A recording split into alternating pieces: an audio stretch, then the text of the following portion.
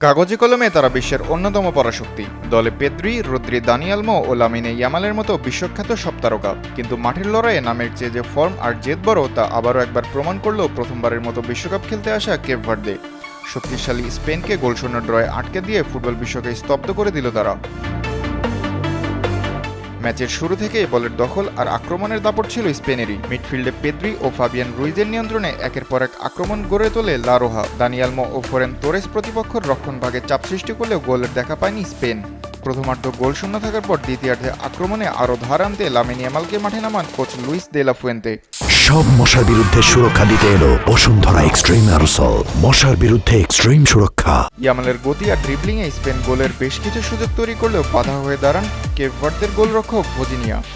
একের পর এক গুরুত্বপূর্ণ সেভ করে স্পেনের সব প্রচেষ্টা ব্যর্থ করে দেন তিনি।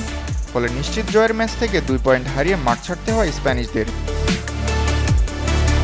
অন্যদিকে আফ্রিকার ছোট্ট দ্বীপরাষ্ট্র কেপ ভার্দের জন্য এটি কেবল একটি ড্র নয়, এটি একটি ইতিহাস। নিজেদের ফুটবল ইতিহাসের প্রথমবারের মতো বিশ্বকাপ খেলার যোগ্যতা অর্জন করে বাজিমাত করল দলটি। বিশ্বমঞ্চে প্রথম ম্যাচেই স্পেনের মতো পরাশক্তিকে আটকে দেওয়া, তাও আবার ক্লিনশিট রেখে, যেন রূপকথাকেও হার মানায়।